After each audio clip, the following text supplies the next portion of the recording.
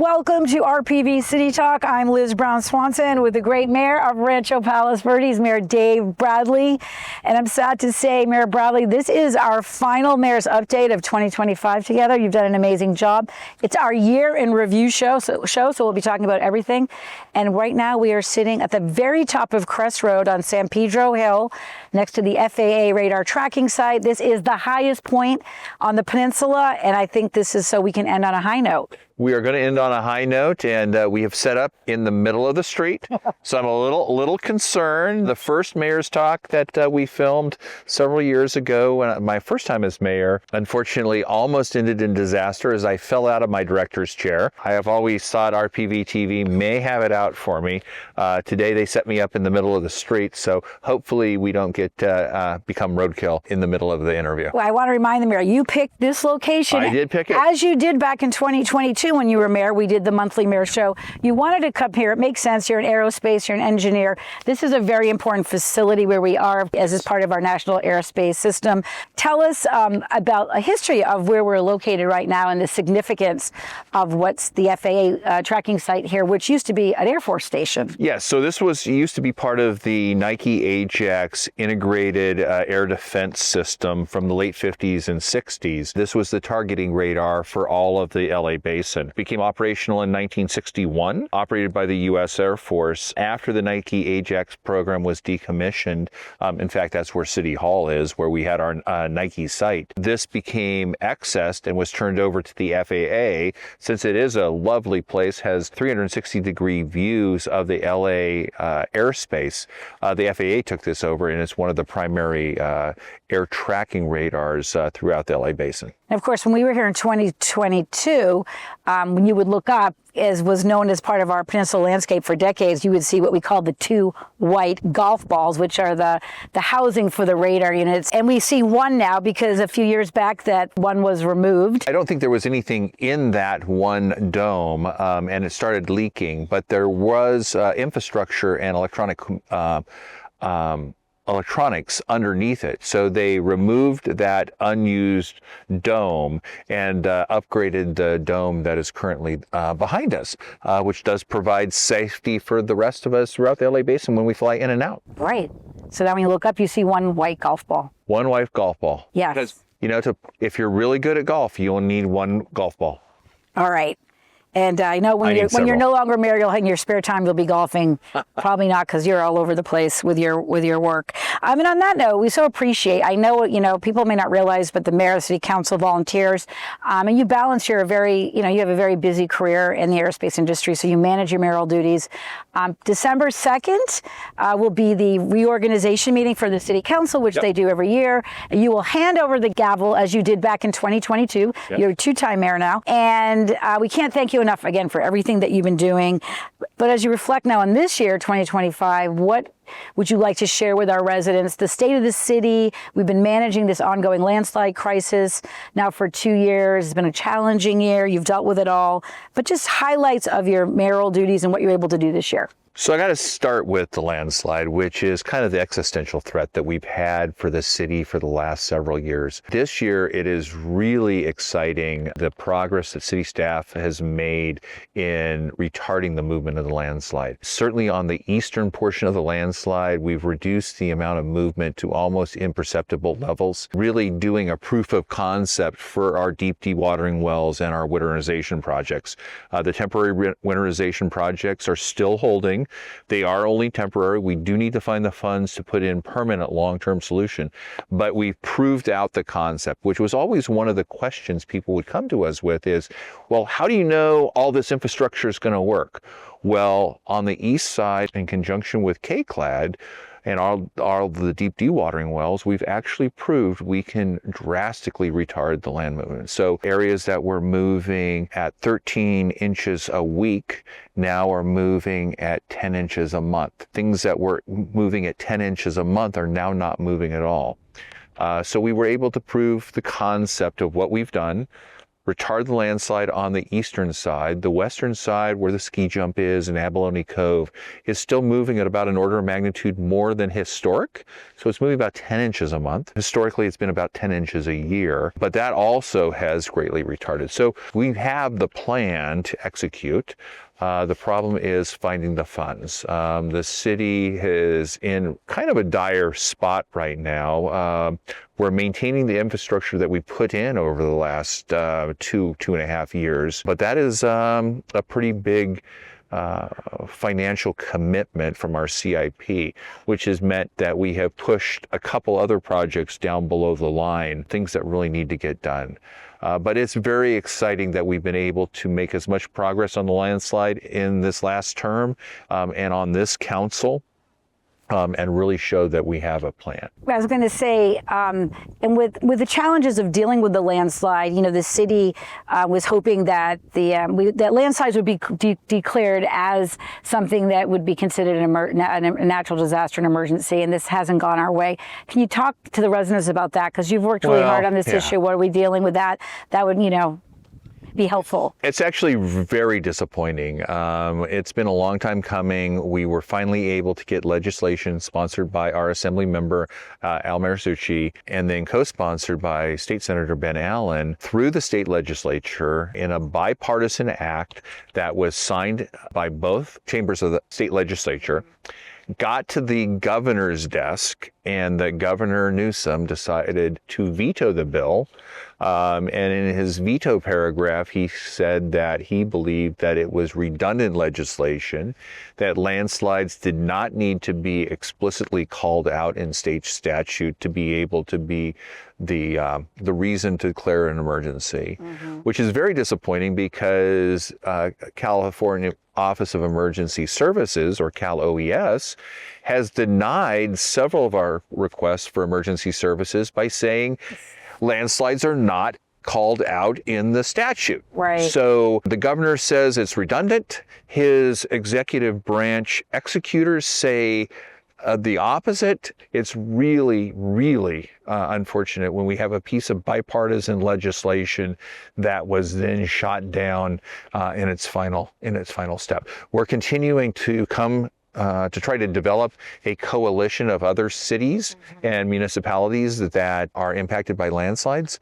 to take another run at it, but just very disappointing. We got almost to the finish line and had it pulled away. Yeah, and as we continue on discussing the landslide too, regarding the impacts that it's taken its toll when it comes to the residents impacted, talk about what we've been able to do as a city to assist impacted homeowners in 2025. So we're continuing to go through the process with FEMA for the hazard mitigation grant. It's a refund grant, so we have to put the money out first and then the federal government will reimburse us for it. But that will take probably about 18 to 20 homes where we'll be able to purchase those red tagged homes from the residents where those homes are no longer livable. That's been a great thing to be able to help those residents that were the most impacted. And these are houses that have been red tagged. Some of them have literally been ripped in half because they were exactly on a shear line. So that's been very exciting. As of course, most of the residents, thankfully, aren't impacted in terms of living within the complex boundaries of the boundary of the landslide. But for the thousands of us that do drive PV Drive South, we watch what goes on with the road there, and the city is continuously, working on keeping that road safe for all. If there's anything you want to mention about progress with PV Drive South and where we're at with the road. So PV Drive South is somewhat of a success story. During the most movement, we were repaving PV Drive South about every 72 hours. Needless to say, that is a huge expense. We're now repaving PV Drive South about every month with minor repairs probably on an every week to 10 days basis. So we have seen movement slow down on the western side, it is still moving way faster than we'd like to see it. The ski jump still becomes a major issue.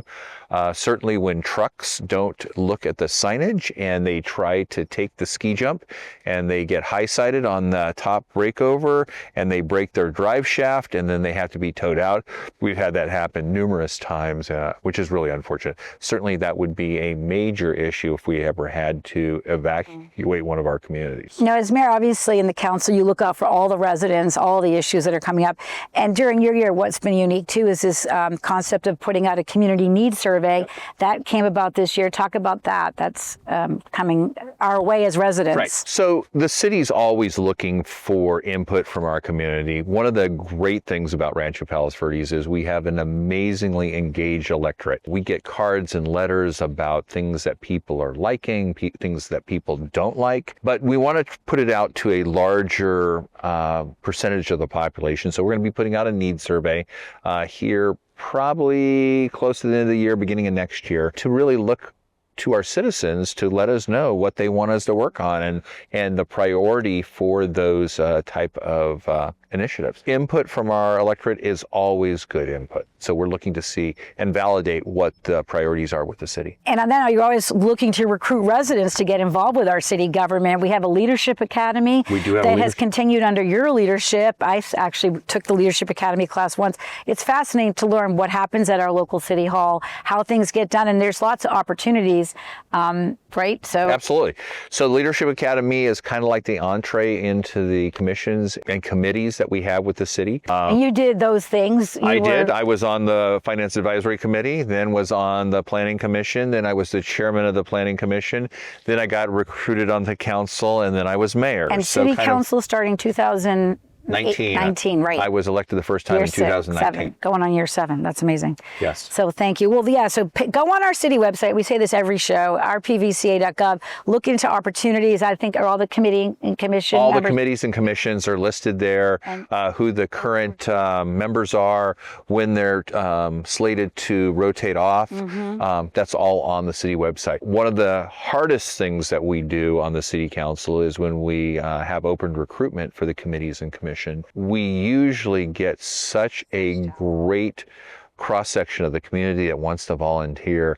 Sometimes the hardest part is finding and selecting a couple of phenomenal people out of a pool of phenomenal people when there's really no bad candidate. That's a great problem to have. Yes, but we do have incredible talent, whether it's engineers like yourself, lawyers, teachers, you know, just every possible person that you could think of. I think I've met so many great people. We have lawyers, we have doctors, we have engineers, we have firefighters, we have police officers, we have, almost everything is represented. And moving on, what our city does have now, also under your leadership, and it is being implemented this year, is a public safety division.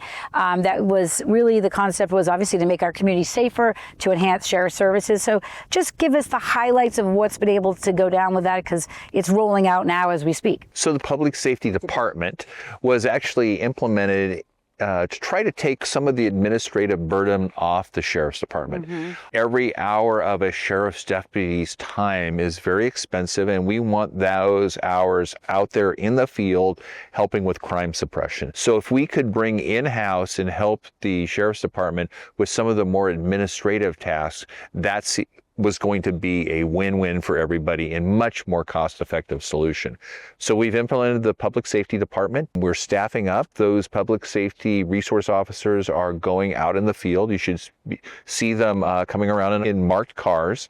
But it's to help our sheriff's department be more efficient and be able to get after and provide services to the residents and have as safe a community as we possibly can. I mean, no crime is acceptable. Fortunately, right now, Rancho Palos Verdes is one of the top 10 safest cities within the city or within the state of California. But like I said, no crime is acceptable. Right. You know, the fact that we're one of the safest cities in the state, a lot of it has to do with as neighbors, we have Neighborhood Watch. You know, if you see something, say something, all of those campaigns. But just the same crime trends, we look at them constantly. What have you found for 2025, what we're seeing with trends in the city? Crime generally, both type 1 and type 2 crimes are continuing to be down year over year. Like I said, no crime is acceptable crime. The Sheriff's Department has been committed to looking at ways to retard residential burglaries, vandalism of vehicles, as well as traffic suppression. So one of the things that we dedicated 2025 to was trying to reduce speeds on some of our major arteries and thoroughfares. We focused on Palos Verdes Drive East, the switchbacks and both sides, looked at Hawthorne again. So I just remember when I grew up, going to Rolling Hills High School, coming down Hawthorne was always considered a speed trap because there was always a sheriff's deputy there. For those of us that remember Deputy Cox, oh yeah, he was always willing to meet people as they flew down Hawthorne. Sometimes people didn't want to meet him, but we have tried to bring those speeds down to safe speeds, really to protect both the driver as well as other drivers. Yeah, and we talk about this council has worked with the Sheriff's Department to, build up traffic enforcement, but at the same time, we all know with the Sheriff's Department dealing with, staffing issues and resources is a big deal. And so I don't know going forward the challenges of making sure that we have enough coverage and all that. Are you comfortable with where we're at with that going that direction? So the sheriff's station at Lomita, who just turned 50, by the way, we were last week. 50th anniversary. Right. They're a little bit younger than the city. Overall, the sheriff's department still is undermanned or underpersoned. Yep. For what they would like from a manning point of view. They've had some retention and recruitment challenges over the last couple years. It is getting better, but the sheriff's department still is not where they want to be with the number of sworn deputies, which does affect the Lomita Sheriff Station's ability to provide us overtime hours and additional crime suppression patrols. We are continuing to work with them to prioritize where we think that the most judicious use of their time would be, and that's how we got into the traffic speed suppression initiatives this year. And also ties into back to that public safety division, the coordination, the fact that we are working with the Sheriff's Department because they could use that extra help with non-emergency situations. All right, we're going to talk about public safety continuing on as the number one goal of the City Council, wildfire preparedness and readiness. The city is just unbelievable how much they do to educate the community, to work with LA County Fire Department, all of that, home hardening. We've had workshops, town halls, talk about what was accomplished to get us more prepared. So we've talked about the Pano AI system numerous times before. We're sitting up at the top of San Pedro Hill right now by the FAA golf balls. Later this year, we will install the fourth of 4 cameras that will provide 360-degree coverage across the peninsula. It'll be installed, the fourth one, right up around here. It will be up here on Hill. San Pedro Hill, which will close the loop to be able to see every aspect of the peninsula, which will allow our first responders to have warnings of any type of fire based on that Pano AI system. Recently, we did an emergency preparedness drill where we did a 48-hour simulation of a wildfire and had the Emergency Operations Center and city staff up looking at different scenarios on how we would respond to that. We had things where various roads would be simulated to be closed, and then what staff would do to respond to that to be able to get our residents out of danger, as well as get first responders infrastructure in to help fight the fire. A lot of lessons learned at anything like this, which is in fact what you want. You want things to break when you're doing the simulation so they don't break in real life. So we had a bunch of lessons learned. There was some communications confusion. That's all great stuff to identify before the fog of war. Right. Of course, in the wake of the tragic LA fires that we saw, this has brought us all to more heightened awareness of what we need to do to be ready, to be prepared. We like to give out to our residents. There's several websites that you should always have at your fingertips, which is the South Bay Alert. Yes. And PVP Ready. Yep. So those are really important because partly is it's just like, getting that communication, like you need to leave your home, where to go if you're evacuating. We have resources out there, and the residents should be aware of them. Right. And the city is trying to leverage technology to the best extent possible to be able to get information out, get it in the hands of our residents that can use it immediately. And we're really trying to harness, Pano AI, a great example of that as well. We recently had a tremendous amount of rain over the last week, and during the rainy season, unfortunately, that will sprout the tumbleweeds and different brush throughout the peninsula. We do have the goat program that comes in and eats it, but wildfire preparedness is something that's always on our mind, 12 months a year, to protect the peninsula as much as possible. And that's what we look for on the peninsula. It's a semi-rural community, all 4 cities. With that comes a propensity for wildfires. We just need to be ready. I would want to talk about public works in our city. We have to give a big shout out to all that the Public Works Department has been doing to keep us safe during this landslide emergency crisis with the mitigation efforts. And but other public works projects in the pipeline that we've talked about a lot as a community is the plans going forward one day to build a new civic center. Bring us up to speed on what's happening with that. So the civic center, I hate to say, but is really on hold and in a pause right now. As we work to figure out the financial support required for the landslide, we really can't afford to spend much on the Civic Center. The Civic Center is something that the city is committed to, but we have to be able to balance the budget first. So it's really on the pause. I talked to this morning the chairman of our Civic Center Advisory Board, and they completely understand the situation the city is in, but we need to balance our financial situation going forward long term prior to really doing any more planning for the Civic Center. But there is plans underway for putting in an emergency operations center there. That's part of the part of it is emergency operations center. It's working with the Coast Guard to get Battery Barns turned over to the city. We're looking at places to be able to rehost Wayfarers Chapel up at the Civic Center and bring that National Historic Designation church, phenomenal architecture, kind of a phoenix rising out of the ashes, back to the Civic Center property or somewhere in that vicinity. We're really working with the Coast Guard and other agencies to figure out what the right place is for that. You moved ahead because my next couple questions were specifically about that. When it comes to the Coast Guard properties, I may have read ahead. Yes, you're always 10 steps ahead of me there.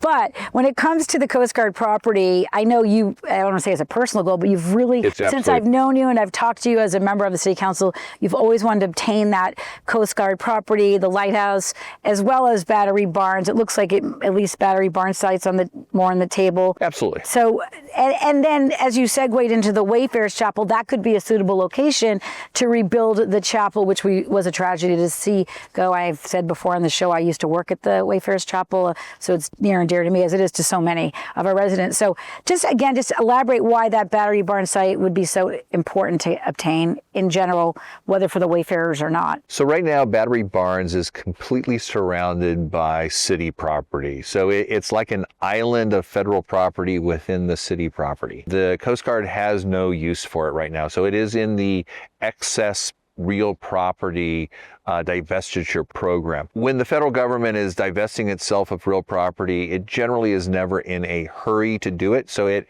kind of goes through the process. We really want to see that turned over so this entire Civic Center master plan can be executed and not have that piece of property right in the center. It is a spectacular piece of property. It has some historical significance in that's where the 6-inch coastal guns from World War I and World War II were located. The complex is amazing. Going in there, it's like going back in a time capsule. So we really want to get that turned over. Now, talking about the Coast Guard, coming up next year, an amazing thing. The lighthouse turns 100. So the lighthouse is a little less than twice as old as the city. but the Point Vicente Lighthouse will turn 100 in 2026. So that will be a lot to celebrate. So we're going to be working with the Coast Guard and the Friends of the Coast Guard, which is their independent nonprofit auxiliary, to come up with a great party for next year to honor the Point Vicente Lighthouse, which of course is one of the other iconic structures within our city that is on everybody's mind as you come around on PB Drive South and you see the lighthouse. I mean, how picturesque could that be? Yes, and then maybe one day down the road when you're at the lighthouse, you look up, you would see the Wayfarers Chapel. I know it's very premature and there's so many things that would have to happen, but the city has is working with the Wayfarers and the Coast Guard as a possibility for that location. We're trying to figure out how the a land deal would work, make sure all equities are provided, are preserved, but the spot as you come around. Because that was a national landmark. I mean, that's it is a national landmark. Yes. It is architecturally significant in the terms of land or architectural buildings, and to have it here in Rancho Palos Verdes is key to continuing the heritage of our city. Well, one thing we can say about you and the council, always trying to make RPV better, always about improving. So let's go on to Western Avenue improvements. Big improvements there with traffic flow, beautification, and new businesses. Yes, all because you're the mayor, Dave. In fact, I found out last night, and I wasn't even aware of it, that Gaetano's has opened a satellite restaurant in what I call, and I know everybody hates when I do this because I can't. The O'Reilly Plaza. They went in there. So that's next to the Urbane Cafe and the Habit in there. So we have a new restaurant there. I am sheepish to say I didn't know about it until last night, and I have not had a chance in the last 12 hours to go down there. But it opened last week. The best thing I can ever ask our residents is eat local. But yes, it's all part of the Western Avenue beautification program. Some of our folks down on the east side of the city have always felt a little left out. Western Avenue was looking a little tired, so from some grants and some working with the local owners, we have really gone the extra mile, and I think it's looking no pun intended on that road. Exactly. Well, I have to say, when you drive down Western Ave, it's always interesting how one side's, the city of LA and San Pedro, then we're on the other side, and then, to make improvements does take coordination. You have Caltrans, and you've done some light synchronization, which I think is taking a couple minutes off the commute down that road. Well, if you can imagine trying to synchronize 3 different government bodies, right. The city of Rancho Palos Verdes, which owns several of the signals, the city of Los Angeles that owns several more, and Caltrans all have jurisdiction along the Western Avenue corridor. We love government agencies, but sometimes we don't work well together. But it has been probably a year and a half in the making where we've been able to put in new infrastructure to allow us to synchronize those lights, so in the morning the lights don't stop you and back up traffic, but you can actually go all the way through. It's been a great thing. November 18th, we were at your last city council meeting of 2025, where you're officially as mayor, because your next meeting on December 2nd, you'll be handing the gavel over. But I'll still be the mayor at the beginning. Yes, that's right. That's you can't get rid of me yet. Yes, no, I know. At that meeting, we always, during our monthly mayor show, this happens to be in the year in review, we highlight big things that happen, issues before the council. Any from that meeting you'd like to mention that took place? I know you adopted an ordinance regarding the overlay district with the equestrian district. If you want to explain that issue to the residents, to understand what was going on there. So we were in compliance with Senate Bill 9. So SB 9 was the bill that allowed for lot splits and then building 2 units on each of those lot splits. There is an exception in a equestrian overlay district where you can exempt properties from that, because if you split the lots and then put 2 units on those lots, by definition you will be taking the ability to have horses on those properties off the table. One of the things that many of our residents love is the ability to have horses. Certainly over on this side of the east side, where we are today, is an equestrian overlay district.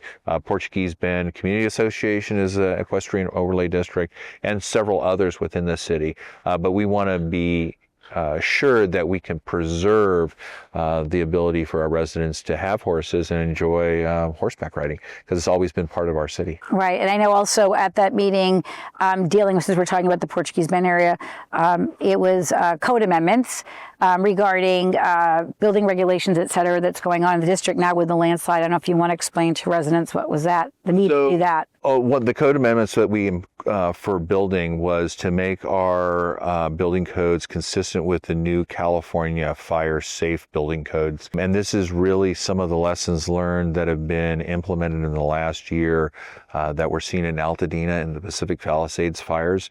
Things like the zone 0 to clear brush back from houses, make sure that the eaves and the vents are covered with non-fire permeable materials, just making all of our houses safer. Unfortunately, what you saw in Altadena was residential blocks just completely decimated, and we want to ensure that we do everything we possibly can to prevent that in Rancho Palos. But there's also some building restrictions that you were implemented this year, right, within the landslide complex as well, all of that. We did also do that, and that was to limit the building in really high geologic movement districts to prevent them from being ripped in half, and really to preserve property and personnel safety. So now we're going to move on to, as we wrap up really looking at the year, and we're going to talk about all the fun stuff you got to do next, but just as you reflect going forward now, challenging issues continuing in the next year, because you'll be on the council still. I mean, the biggest thing we have is finding the funds to do a real long-term solution to the landslide. We have a roughly $150 million capital project that we believe will stabilize the landslide as much as possible.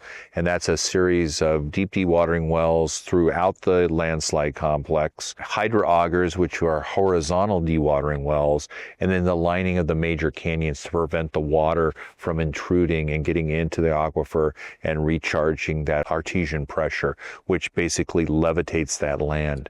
So generating revenues, that's going to be. Generating revenue or finding funding for that from some of our outside partners, as well as coming up with a revenue to be able to support the operation and maintenance of the infrastructure that we put in so far. Right now, that's about $7 million in our budget, operation and maintenance of the current infrastructure. And we need to find a long-term structural solution that allows us to have fiscal solvency for the city going forward long. Our city's finance director and the finance advisory committee are very busy. Yes. Trying to pursue long-term Speaking of the solutions. Finance Advisory Committee, one of the big things last meeting also that's been a long time coming, first time in I think about 25 years that we've updated the city's debt policy. Right. So the Finance Advisory Committee spent a long time going through and really coming up with a framework and what they would call guide rails for this city on our fiscal policy. So it's a debt management policy. Not debt, it's debt management, but more. Really to say, when you would incur debt, what were the framework for that, and then what type of debt would the city want to take on? There's some exotic financial instruments that, we really would never want to take on. So we codified that in the policy. So I think it really gives a great roadmap for the current council and future councils on how to have a fiscally sustainable city and not get yourself into trouble long term. Any particular project for 2026 that you thought might be able to accomplish in 2025? That you want to make sure happens? I mean, you've done so much. The biggest project that we need to get after, that we've started in 2025, that we need to push into 2026, is our storm drain assessment. That's a whole nother show. Storm drains are not sexy. They're not exciting until a storm drain near you fails and you have a sinkhole, a piece of property sloughs off. So we're in the process of doing a citywide assessment of all of our storm drains. Unfortunately, or fortunately, depends on how you look at it, the city was all built relative at the close to the same side. Most of that infrastructure is ending or nearing the end of its useful life. So we need to go really figure out which storm drains are close to failure, which ones are completely fine, and make sure that we have a plan to go remediate those to the best of our ability. We will be watching for that. We brought the Finance Advisory Committee. You just came from your mayor's breakfast that you do every month. You meet with the leaders from the Planning Commission, all the different committees, including our new Youth Advisory Committee. Yes. That formed in the past year. I don't know if you want to give a quick shout out. We don't have enough time to go over each committee's accomplishments, but they do contribute. These volunteer members contribute so much to give the council feedback, input, valuable information to so you can make policy. Absolutely. So the committees and commissions are really the extension, the eyes and ears of the council. So the five of us can't be everywhere, can't be experts on everything, can't do a deep dive on every technical issue.